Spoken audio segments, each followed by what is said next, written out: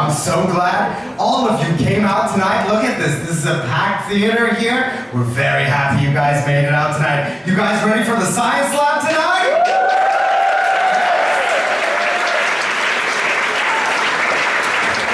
Fantastic, everybody. Ladies and gentlemen, my name is Ahmed Bilge. I will be your host throughout tonight, and I will guide you through this year's Science Lab. Now, before we even begin, I want to get a little bit of a reading of this audience. I want to see who's here and who's not, okay? So, ladies and gentlemen, if you've been to Science Lab before, give me a round of applause, everybody!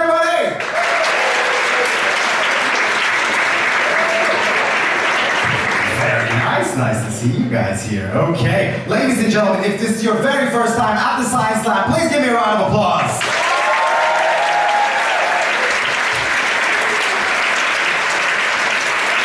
Wow, okay, we have a lot of newbies in here tonight. So, let me kind of set up the expectations of what you will see tonight, okay? Tonight, we have 10 Science Slammers that are going to come up on stage and in 8 minutes give you a very interesting presentation and speeches. We have 10 slammers. One of them is actually a winner from last year, and he will still be here to perform to you guys, but the rest of them, 9 of the slammers, will go head-to-head tonight, and only 3 of them will be the winners tonight, okay? So that's what's gonna happen. Good, very nice, folks.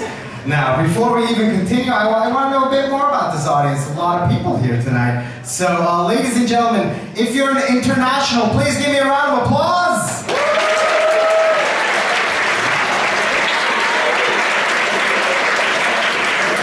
Okay, nice to see you people here. Okay, in that case, ladies and gentlemen, if you're Swiss, give me a round of applause.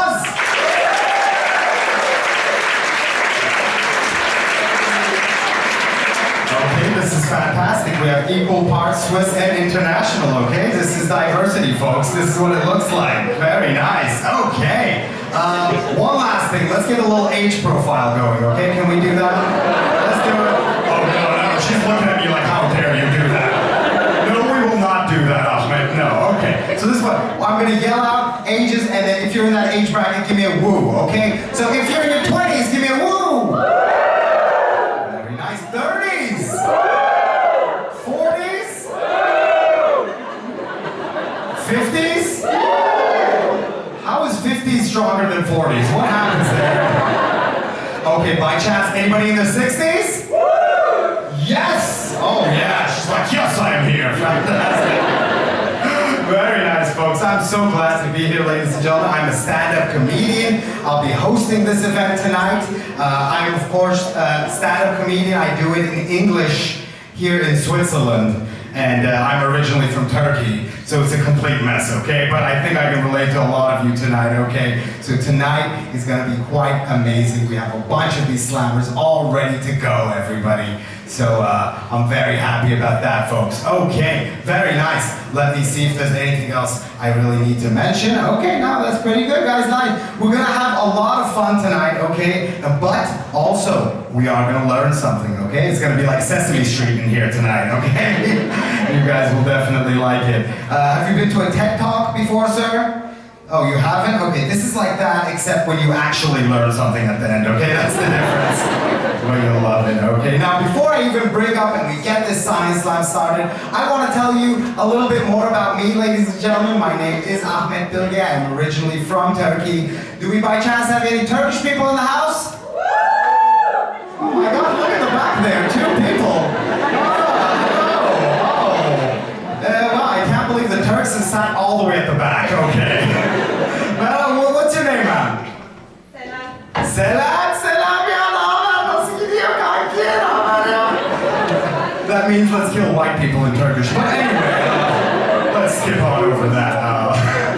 Ladies and gentlemen, I'm very happy to be here. You know, when I first moved to Switzerland, this is years ago, this is back in 2010, I first moved to Switzerland. I actually could not speak the language, right? I could not speak German very well. So I went out into like the old town, right?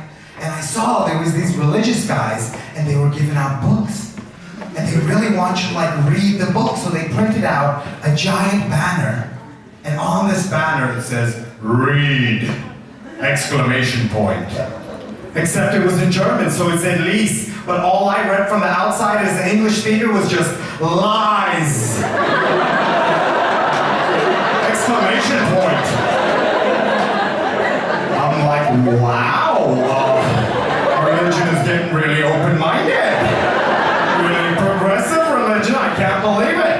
And people don't care, they're like, lies, give me a book, I'll take it. I don't mind. I've been living here for a while, and that's not even the craziest thing that's happened to me here in Switzerland. Like once I was outside of Coop. Sir, are you a Coop or a Migros person? You're a Migros person? But they don't sell alcohol, dude. How could you be a Migros person? You're also a Denner person, too. Yes. Okay, I got you figured out, boy. Are you an Aldi king, maybe? Anyway, let's not get into it. So once I was outside of the supermarket, right, and there was these two kids there, right, like 12, 13 or something, and they called me over. They're like, hey, come over here. I was like, okay. And I walk over, and I'm like, yeah. I was like, what's up? And they're like, can you buy us a bottle of vodka, please? And I was like, oh my God. Is this part of my immigration exam? Only. Somebody's gonna jump out of the bushes, gotcha, you know, shit. But I didn't know what to do. I was like, guys, look, I'm sorry, I can't do this for you. But they were so insistent, right? They were like, please, come on, just do this for us, come on, just buy it for us. And they're like, just take the money, right? And I took their money, I'm walking in Coop, right? I'm in this ethical dilemma, should I do this or not? And then I see a vodka bottle, I go over, I pick it up, right? I go over to the cashier, I set it down, I paid for it, I even grabbed the receipt. And then I just went home. Somebody's got to teach these kids a lesson, okay? And the lesson is, it's a very important lesson. The lesson is, never trust a Turkish guy with your money. I know the Turkish girls are liking that over there. Yeah, very nice, sir. Yeah, well, all you international people will understand this, man. I've been here in Switzerland for a while, and, dealing with Swiss people.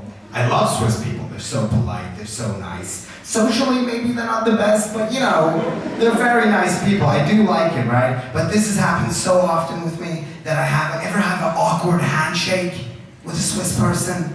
It's kind of weird. I feel like I know them. Right? That thing happens all the time. Like, are we friends or are we just Kollege? Who knows?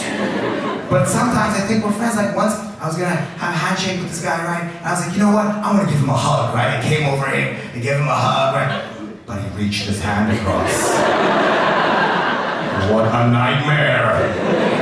But the problem is I'm already in a hugging position. Do you know what I mean? Like I can't go back from this. So this is what I do in these situations. I just kind of overpower them and I go, come on over here, come here, give me a hug, yeah. Yeah, the cops hate when I do that. They're really not happy about that, man.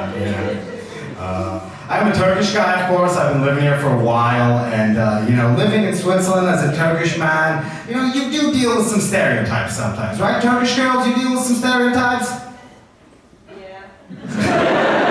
That's the voice of somebody who's been stereotyped, okay? Yes, we've been through it. But like this is what happened. I have a Swiss friend of mine, right? And she was asking me for a favor once. She was like, oh my God, please do this favor for me. Come on, I'll do anything you want. I'll do anything. I'll buy you a kebab. Like really? That's not my preferred method of payment, actually. I don't get paid in kebabs just because I'm from Turkey. This is not like a kebab twint, okay guys? It does not work like that. I was so angry, man. I was so offended. Even after I ate the kebab, I was like, oh, this is terrible, but it tastes so delicious. Yeah. That happens all the time here, though, right? I bet it's gonna happen after tonight's shows as well, right? Somebody walks up to me after the show, like, hey, you're from Turkey? I'm like, yeah. And they go like, so where can I find the best kebab in this neighborhood? Like it's a secret, you know what I mean? I don't know where, who knows? Yeah, but I am a Middle Eastern man. People want to put you in a box. Ladies and gentlemen, if you have Middle Eastern roots, give me a round of applause. Okay, they put all of them on the right side. I see it now. Good choice, guys. No. People want to put you in a box. For me, that box is being a Middle Eastern man, and I'm proud of that, okay? I'm totally proud of that. But there are no perks to being a Middle Eastern man. There's really nothing, right? Like, I'll give you an example. I can't start anything with women based on my ethnicity, okay? For example, if you're a black guy, you can always do this. You can walk up to a girl and be like, hey, want some dark chocolate? Right? What am I gonna do? What am I gonna do? Would you like some hummus, please? Please take some complimentary hummus. It's really not that good, you know what I mean? That's not cool.